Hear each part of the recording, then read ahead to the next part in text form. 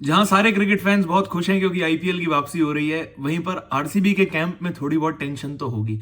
वैसे सोचने वाली बात है कि जो साल आरसीबी का शायद सबसे अच्छा साल जा रहा था, वहां आईपीएल बीच में रुक जाता है। जब सारे खिलाड़ी फॉर्म में थे तो एकदम से सबको इंजरीज हो जाती है। देवदत्त पाटिकल आईपीएल से बाहर हो जाते हैं, रजत पाटीदार को इंजरी हो जाती है, जॉश हेजलवुड को इंजरी हो जाती है, अब मयंक अग्रवाल को टीम में लेकर आते हैं, पर आईपीएल रुक जाता है।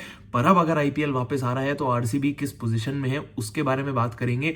मैं नहीं जानता कि आरसीबी के लिए कितनी अच्छी खबरें हैं, कितनी बुरी खबरें हैं। मैं खबर दे दूंगा जो जितना मैं अभी इस पॉइंट पे फॉर श्योर जानता हूं आरसीबी के साथ जो चल रहा है। उसके बाद ये आप लोग डिटरमाइन कर लेना कि आपके हिसाब से ये खबरें अच्छी हैं या बुरी हैं। अब चेंज ऑफ जो सिनेरियो हुआ है वो ये हुआ है कि आईपीएल वापस शुरू हो रहा है, पर आईपीएल थोड़ा लेट शुरू हो रहा है, जिसकी वजह से इंटरनेशनल क्रिकेट की वापसी हो रही है।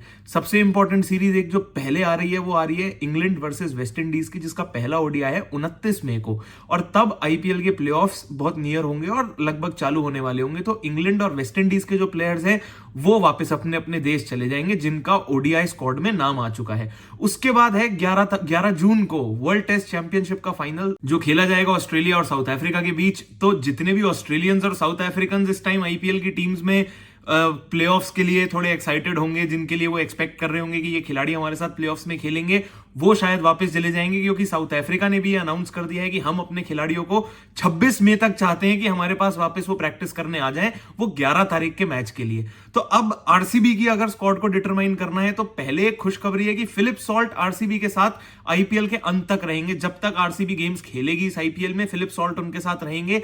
क्योंकि इंग्लैंड की वेस्ट इंडीज के अगेंस्ट जो ओडीआई स्क्वाड है उसमें फिलिप सॉल्ट का नाम नहीं आया है, पर जेकब बेथल का नाम आया है। तो जेकब बेथल आरसीबी की स्क्वाड में प्लेऑफ्स तक तो नहीं रुकेंगे, उससे पहले जब भी उनके बोर्ड और वो डिसाइड करेंगे वो निकल जाएंगे। लीग स्टेजेस के लिए वापस आएंगे वो अलग बात है, पर फिलिप सॉल्ट आपको पूरे टाइम के लिए अवेलेबल मिल जाएंगे प्लेऑफ्स के एंड तक।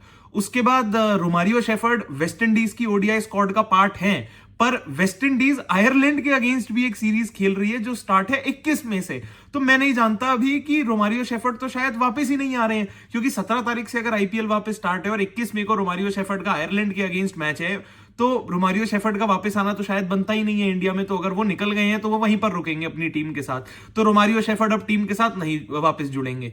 जॉश हेजलवुड जो सबसे इंपॉर्टेंट आरसीबी के बॉलर थे अब तक, जो सबसे सक्सेसफुल बॉलर थे, जिनके दम पर आरसीबी की बॉलिंग अब तक कैरी हो रही थी, तो जॉश हेजलवुड तो वापस नहीं आ रहे हैं। ये एक क्रिकबज की रिपोर्ट है, जहां क्रिकबज ने ये कंफर्म किया है कि उनके सोर्सेज के हिसाब से जॉश हेजलवुड वापस नहीं आ रहे हैं। जबकि ये थोड़ी सी एक वो थोड़ी ना वो बात है, शेडी बात है, मैं सच बताऊं तो। क्योंकि जॉश हेजलवुड की इंजरी के लिए दिनेश कार्तिक ने एक इंटरव्यू में कहा था कि एक मैच के लिए वो बाहर हो गए हैं, माइनर इंजरी है। पर उसके बाद से एक मैच वो जब वो बाहर बैठ गए थे तो अगला मैच तो आरसीबी का कोई हुआ ही नहीं, ना कोई मैच हुआ ना कोई प्रैक्टिस हुई। तो वो माइनर इंजरी बैठे बैठे मेजर बन गई है और जॉश हेजलवुड वापस जा चुके हैं और वो शायद वापस भी नहीं आ रहे हैं। तो अब अगर जॉश हेजलवुड वापस नहीं आ रहे हैं तो आरसीबी सोच सकती है कि हाँ, लुंगी नगीडी तो हमारे पास एक परफेक्ट रिप्लेसमेंट है। पर क्योंकि साउथ अफ्रीका ने अपने प्लेयर्स को, जिनका वर्ल्ड टेस्ट चैंपियनशिप के फाइनल में नाम है, उन्हें कहा है कि तुम 26 मई तक वापस हमारी कंट्री में आ जाओ, तो लुंगी नगीडी उस स्क्वाड का पार्ट है और लुंगी नगीडी को 26 मई से पहले इंडिया छोड़कर वापस साउथ अफ्रीका जाना पड़ेगा और लुंगी नगीडी वो आरसीबी के लिए प्लेऑफ्स में अवेलेबल नहीं होंगे। तो देखा जाए तो आरसीबी के लिए वो फॉरेन प्लेयर्स कौन कौन से हैं जो अभी अवेलेबल होंगे? फिलिप सॉल्ट अवेलेबल होंगे, जेकब बेथल अवेलेबल नहीं होंगे। तो जेकब बेथल की जगह तो फिलिप सॉल्ट वापस टीम में रिप्लेस कर जाएंगे। जॉश हेजलवुड की जगह लुंगी नगीडी इनिशियल मैचेस खेलेंगे। प्लेऑफ्स के लिए शायद नुवान थुशारा को खिलाना पड़ेगा। अब पता नहीं उनको अभी से मैचेस खिलाना शुरू करेंगे ताकि थोड़ा गेम टाइम मिल जाए, सीधा प्लेऑफ्स में तो खिलाएंगे नहीं। उसके अलावा लियम लिविंगस्टन अब आपके पास अवेलेबल होंगे, क्योंकि यहां पर रोमारियो शेफर्ड अवेलेबल नहीं होंगे, तो लियम लिविंगस्टन वापस उनकी रिप्लेसमेंट बनकर टीम में सिंपली स्वॉप हो जाएंगे।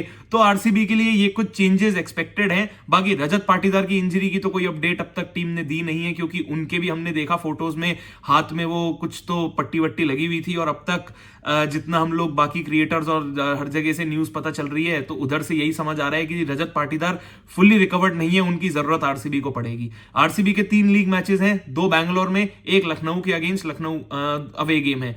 तो जो 2 मैचेस आरसीबी बैंगलोर में खेलने वाली है, अब अच्छी खबर यह है कि एटलीस्ट आरसीबी अपने पिछले दोनों मैचेस बैंगलोर में जीत चुकी है। अब तक टॉस नहीं जीती है, पर 2 मैचेस जीत चुकी है टॉस हार के। तो अब अगर आरसीबी शायद भगवान के लिए टॉस जीत जाए, फाइनली चेस करने जाए, तो ये गेम्स आरसीबी के लिए थोड़े आसान हो सकते हैं, क्योंकि आरसीबी को एक मैच जीतना है और आप क्वालिफाई कर जाएंगे। पर आरसीबी के लिए एम क्वालिफाई करना नहीं, टॉप 2 में क्वालिफाई करना होगा, क्योंकि अब जो आपकी ये जो टीम इतने चेंजेस होने वाले हैं और प्लेऑफ्स मुश्किल होने वाले हैं, तो वहां पर आपको एक्चुअली वो टॉप 2 में क्वालिफाई होने की वो क्या बोलते हैं उसको, वो चाहिए, रिलीफ चाहिए, ताकि फाइनल खेलने के लिए आपको एटलीस्ट 2 मौके मिल जाएं। आरसीबी तो फिर भी थोड़े बहुत फेरबदल कर लेगी और कुछ ना कुछ तरीके से अपना काम चला लेगी। पर मेरे को ज्यादा डर लग रहा है गुजरात टाइटंस के लिए, क्योंकि गुजरात टाइटंस को तो सीधा सीधा धक्का मिला है भाई। जॉस बटलर का तो नाम आना ही था वो इंग्लैंड की ओडीआई स्क्वाड में, तो जॉस बटलर तो प्लेऑफ्स के लिए अवेलेबल होंगे ही नहीं। और गुजरात का तो कंफर्म है, टेबल टॉप कर रही है, क्वालिफाई भी करेगी, मोस्ट प्रॉब्ली टॉप 2 में भी करेगी। पर अब करेगी या नहीं है पता नहीं, क्योंकि जॉस बटलर का नाम वो इंग्लैंड की स्क्वाड में आ गया, वो नहीं होंगे आपके पास प्लेऑफ्स में। रदरफोर्ड का नाम आ गया वेस्ट इंडीज की स्क्वाड में, तो वो नहीं होंगे आपके पास प्लेऑफ्स में। कगिसो रबाडा गुजरात के लिए अभी सस्पेंड हुए थे क्रिकेट खेलने से, वापस मैच खेलने आए, आईपीएल बंद हो गया। अब जब सस्पेंशन कगिसो रबाडा का भी खत्म हो गया, तो साउथ अफ्रीका के बोर्ड ने तो कह दिया है कि 26 मई तक हमें हमारे वर्ल्ड टेस्ट चैंपियनशिप के प्लेयर्स वापस चाहिए, तो कगिसो रबाडा भी आपके लिए प्लेऑफ्स में अवेलेबल नहीं होंगे। तो ये जो इनिशियल 3 फॉरेन प्लेयर्स गुजरात ने अपनी स्क्वाड में खिला रखे थे, 4 में से 3, क्योंकि एक राशिद खान है, तो 4 में से 3 आपके मेन फॉरेन प्लेयर्स अब आपके पास अवेलेबल ही नहीं होंगे। और गुजरात के लिए जॉस बटलर, रदरफोर्ड ने तो टॉप ऑर्डर, मिडिल ऑर्डर अकेले अपने दम पे कैरी किया हुआ था कि अगर एक शुभमन गिल या साई सुदर्शन में से आउट हुए तो जॉस बटलर के रन आने ही आने हैं। उनको पता है उनके ऊपर कितनी जिम्मेदारी है और वो क्या वहां से कर सकते हैं। और जॉस बटलर की अनअवेलेबिलिटी तो बस कोई नंबर्स वगैरह मेरे को बताने की जरूरत नहीं है, एक्चुअली ये तो बस एक इंपैक्ट थी और उनका नाम ही काफी है कि भाई एक टीम जो प्लेऑफ्स खेलने जा रही है, जॉस बटलर उस टीम का पार्ट नहीं है, तो सामने वाली टीम अपने आप ही अपनी छाती चौड़ी करके ग्राउंड पे उतरेगी कि भाई जब बैटिंग ऑर्डर में उनके जॉस बटलर ही नहीं आएंगे तो हमारा काम 50% एक्चुअली कम हो गया है। रदरफोर्ड वही जो उनके 14-15 ओवर पे बैटिंग करने आते थे, 4-5 ओवर में अच्छा इंपैक्ट छोड़ के जाते थे, वो भी अवेलेबल नहीं होंगे प्लेऑफ्स के लिए, क्योंकि गुजरात प्लेऑफ्स में जा रही है और ये आपके बड़े प्लेयर हैं। कगिसो रबाडा को वो एक्सपेक्ट कर रहे थे वापस आएंगे, उनके बॉलिंग में जो ऑलरेडी इतनी स्ट्रांग थी वापस और दम आ जाएगा, तो कगिसो रबाडा भी 26 तारीख तक इंडिया छोड़ के चले जाएंगे, तो वो भी आपको प्लेऑफ्स के लिए अवेलेबल नहीं मिलेंगे। कोइटजे वापस आ गए गुजरात में, तो वो अच्छे साइंस हैं, बट जो बातें हमने करी कि आरसीबी के पास ये प्लेयर भी है, वो प्लेयर भी है, ऐसे कर सकते हैं, वैसे कर सकते हैं, गुजरात के लिए वो सीधी सीधी रिप्लेसमेंट्स बतानी बहुत मुश्किल है, क्योंकि ये आपके सबसे इंपैक्टफुल प्लेयर्स थे जिनकी मैं बात कर रहा हूं, जो अवेलेबल नहीं होंगे। तो गुजरात के लिए टाइम थोड़ा सा तो डाइसी होगा और उनको काफी सारी चीजें सोचनी पड़ेंगी अपने बचे हुए मैचेस के लिए और खासकर प्लेऑफ्स के लिए। ये तो मैंने स्पेसिफिकली आरसीबी और गुजरात की यहां पर बात करी, क्योंकि ये दोनों टीम्स पे बहुत सिवियर इंपैक्ट्स आते दिखाई दे रहे थे। आरसीबी में काफी सारे चेंजेस थे, गुजरात में बहुत इंपैक्टफुल ऐसे उनको धक्के मिले होंगे इन बातों को पता करने के बाद।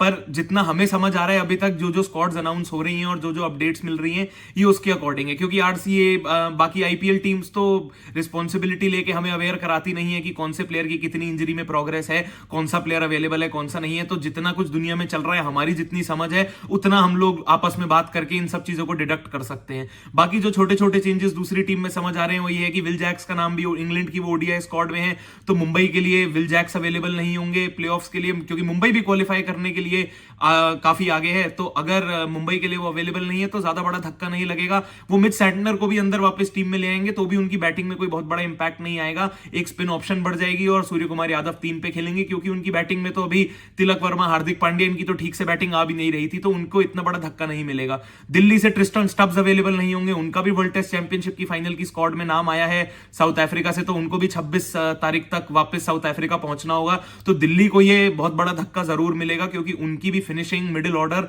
ट्रिस्टन स्टब्स से बहुत हेवीली डिपेंडेंट था। पंजाब के लिए मार्को यानसन अवेलेबल नहीं होंगे, उनका भी नाम आ गया है, तो पंजाब भी क्वालिफाई करने के लिए अभी रेस में आगे है। तो अगर पंजाब क्वालिफाई करती है तो प्लेऑफ्स में आपको मार्को यानसन की सर्विसेज नहीं मिलेंगी।